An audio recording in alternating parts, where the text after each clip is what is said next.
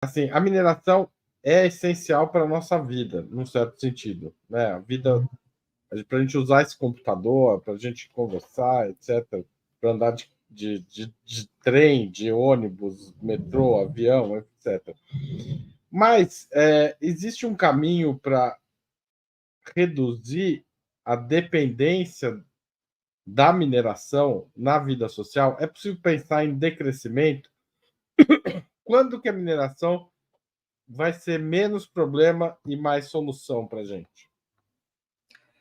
Essa é uma pergunta que me fazem muito, e você está falando de temas muito profundos e complexos. Né? O decrescimento, por exemplo, tem uma discussão gigantesca na academia sobre isso, a validade disso, como isso pode ser aplicado, como é que isso é. Lá na Europa, está, né, no norte global e aqui no sul global, você tem situações bem distintas, etc, etc. Mas, veja, ninguém está defendendo que você vai acabar com a mineração. Que do dia para a noite você vai apertar um botão e pronto, ninguém vai usar mais mineração, ninguém vai explorar, vai extrair, vai beneficiar mais nada, a sociedade vai conseguir viver com zero mineração. Ninguém está falando isso. Isso realmente é impossível no momento. O que é preciso que as pessoas tenham em mente é que dá para fazer diferente, dá para melhorar os padrões ambientais, dá para melhorar o retorno que a mineração gera para a sociedade, dá para rever esses inúmeros benefícios fiscais, isenções, a sonegação de imposto, dá para aumentar esse imposto, porque os mineradores sempre dizem, não, se aumentar o imposto aqui, eu vou embora desse país, seja o Brasil, Peru, Colômbia, onde quer que seja, vou embora, não quero mais. Mas há o paradoxo disso, a contradição, que a mineração gosta muito de falar que você tem um critério locacional. O que é isso? A mineração só pode ocorrer naquele local onde aquela jazida, aquela reserva está localizada. Ela não é como um agronegócio, que, grosso modo, não é bem assim, mas você pode plantar, grosso modo, em qualquer área que aquilo se adaptar. Né? Você tem muito mais opção para plantar uma soja, um milho, um algodão, feijão, arroz, o que quer que seja. A mineração não. A mineração é refém de onde a jazida está. Ela não pode escolher, não quero explorar minério de ferro aqui, não, vou explorar em outro lugar qualquer.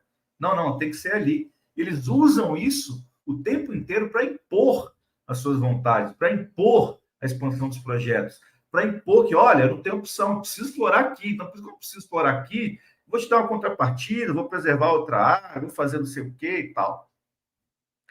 E, na verdade, isso revela que as cidades, as comunidades, os governos têm um poder de influenciar, de exigir, de fazer exigências muito maiores do que as empresas mineradoras gostariam. Eles não têm opção, eles não vão embora do Brasil se o imposto amanhã aumentar 50%. Estão falando de um lucro, repito, em 5 anos, meros 5 anos, 5 aninhos, de Brumadinho para cá, de 1,2 trilhão de reais. As mineradoras não vão embora do Brasil. Se o imposto começar a ser cobrado de maneira devida, se você tiver uma cobrança de CEFEM decente, se tiver um retorno para a sociedade, se esses subsídios for revistos, se a Lei Candir for revogada, eles não vão embora. Eles não têm muito para onde ir. Você tem poucos locais no mundo em que a exploração de esses poucos minérios e metais minerais é permitida, é possível. E o mundo precisa disso. Quando se fala de mineração, a gente está falando da própria essência do sistema capitalista. Não está falando de outra coisa. Não é possível fazer diferente? Claro que é possível. Você precisa explorar essa quantidade massiva de minério de ferro para exportar para a China, para a Europa, para os Estados Unidos.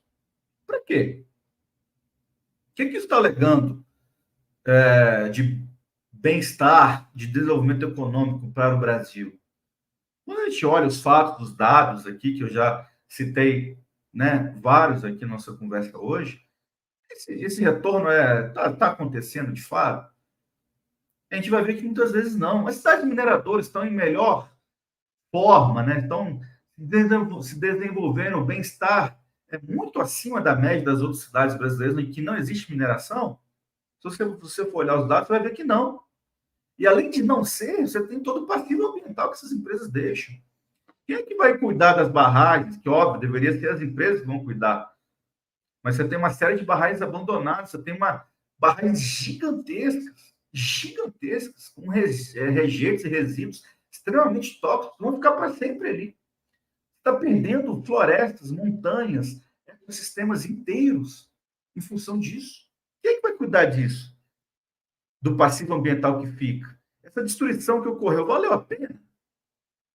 Que aquela cidade vai viver o resto da vida para aquilo ali. E onde é que ficou esse lucro? Onde é que ficou esse bem-estar? Então, peraí, você criou pouquíssimo emprego, você pagou pouquíssimo imposto, o impacto foi extremamente localizado, você deixou um passivo socioambiental gigantesco que não vai ser superado nunca. A cidade não ficou mais rica, as pessoas não vivem melhor. Isso de modo geral, tá? Você pode olhar dado a dado, cidade a cidade, você vai ver as pessoas vão ver o que eu estou falando aqui. Então, vale a pena? É possível rever? É possível buscar alternativas à mineração? É possível, eventualmente, a cidade dizer, não, a gente não quer mineração aqui, porque a gente quer apostar em outras bases econômicas, outros ganhos, outras maneiras de se viver. É possível? Claro que é possível. Essa quantidade de exploração que acontece dessa maneira no Brasil e no mundo está alimentando o quê? É viável você crescer indefinidamente o resto da vida? Não. A mineração, assim como outras coisas, é uma atividade finita. As jazidas são finitas, não vai durar para sempre.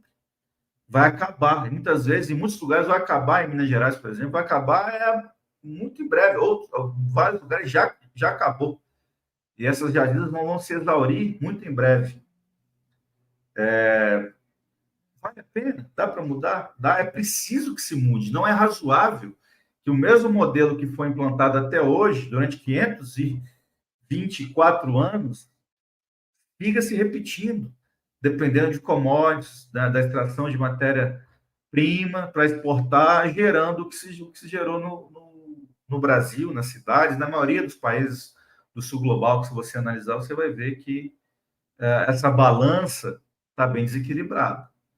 Então, não é se é possível, é possível, é extremamente necessário, é urgente que se mude, se comece a mudar pelo menos esse sistema, essas bases, essas regras, esse retorno para a sociedade. Do contrário, a gente vai ficar ainda mais, porque hoje a crise climática é uma realidade violentíssima, real, concreta, brutal. A mineração, a siderurgia tem uma responsabilidade gigantesca nisso. E o mundo de 2024 não é um mundo mais de 1980, 90, de 2000, nem de 2010. Então, a gente tem menos tempo, a gente não pode mais se dar ao luxo de continuar empurrando isso para frente, sem começar a resolver esse problema.